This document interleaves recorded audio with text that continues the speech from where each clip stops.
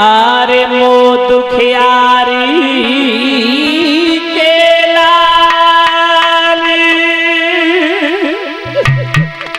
अरे कोई कौन कन्हैया मारो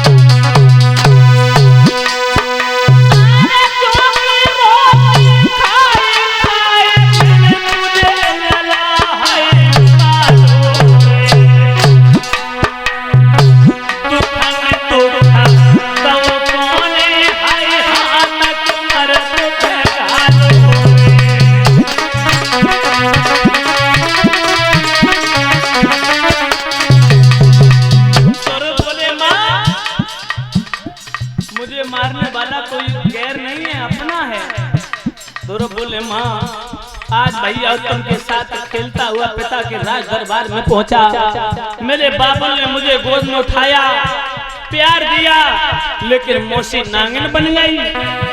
मैया सुनो, बबुला ने मोई उठाई गोद में थारो, मौसी ने पकड़ो हाथ ढकेला मारो।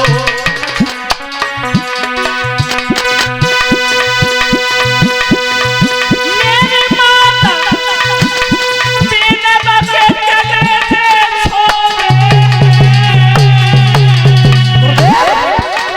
मौसी को तो खबोई नहीं बबुला ने जब से बोले, रोई रोई कहे गुरु महाराज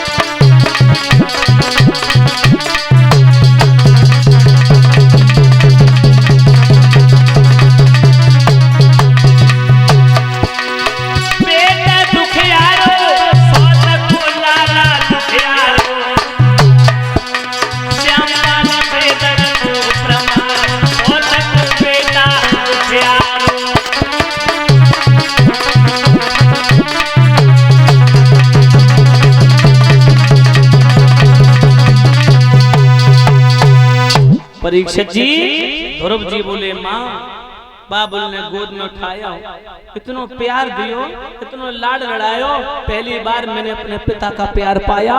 लेकिन सौतेली माँ उत्तम की मैया नागिन बन गई, उसने मुझे जमीन पर पटक दिया, मारती रही पीटती रही। मैया इस बात का दुख नहीं है कि मौसी ने मुझे पीटा, दुख तो इस बात का है कि मौसी पीटती रही और पिताजी देखते रहे, कुछ बोले नहीं।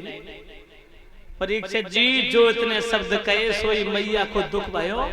तो सुनीति बोली लाला वो तेरे पिता है ही नहीं जो कुछ बोलते। बच्चा जब परीक्षित जी किसी चीज को देख के हट करता है तो हमारी माताएं बहनें उसे पोटा फिसला करके बहलाने की कोशिश करती हैं। तो झूठ बोल दिया कि वो तेरे पिता है ही नहीं जो कुछ कहते। जो परीक्षित जी ने शब्द निकाला, ध्रुव जी ने बात पकड़ ली। क्या मैया फिर मेरे बबला कहाँ है? तो कहती थी मेरे पिता है। मैया बोली ना ना ना मैं झूठ बोलती थी, तेरे पिता तो जंगल में रहते। क्या नाम है तेरे पिता का? सुन, नारायण, विष्णु, राम, कृष्ण, अखिलेश्वर, भुवनेश्वर, परम पिता परमात्मा सच्चिदानंद। और वो तेरे पिता नहीं, सारे संसार के पिता है। परीक्षित जी ध्रुव बोले मैया तो मैं अपने बबला की गोद में बैठना चाहता हूँ। वही तो मैं कहूँगा अगर मेरे पिता होते तो कुछ ना कुछ जरूर बोलते, लेकिन अधर्म अन्याय के खिलाफ कुछ बोले ही नहीं। मैया मैं अपने बाबू की गोद में बैठने के लिए जा रहा हूँ, जंगल में अपने पिता की खोज में। उसी समय मैया बोले बेटा तेरी उम्र 5 बरस की है, कोई शेर, चीता, भालू, भेड़िया, अजगर खा जाएगा, जंगली जानवर तुझे खा जाएगा, इसीलिए मत जा, जब बड़ा हो जाएगा तब जाना। ध्रुव जी बोले माँ मैं बड़ो हैगा, अब तो तुम को आज्ञा दे, मैं अपने बाबुल की खोज में जाऊंगा, मैं मानूंगा नहीं किसी की बात। अम्मा मैं संकल्प लेता हूँ अगर तू आज्ञा नहीं देगी तो तेरे आंगन में सर पटक पटक के मर जाऊंगा। जब तक अपने पिता की गोद में नहीं बैठ लूंगा तब तक भोजन की कौन कहे, तेरे आंगन में पानी की एक बूंद अपनी जवान पर नहीं रख सकता। मैया तो बेहोश होकर परीक्षित जी गिर पड़ी जमीन में, बेहोश हो गई। ध्रुव ने नन्हे नन्हे हाथों से अपनी मैया के पैर छुए और जंगल की ओर भाग खड़ो गए। आइए सभी भक्त भगवान का कीर्तन बोल लेंगे सभी भाव से। आगे बहुत सुंदर कथा आ रही है, किस तरीके से 5 वर्ष के बच्चा ध्रुव ने अटूट दृढ़ संकल्प लेकर के तपस्या करके भगवान को प्राप्त किया। उसने किस तरीके से भगवान को प्राप्त करके प्रभु की गोद में बैठा, बहुत सुंदर आगे कथा है।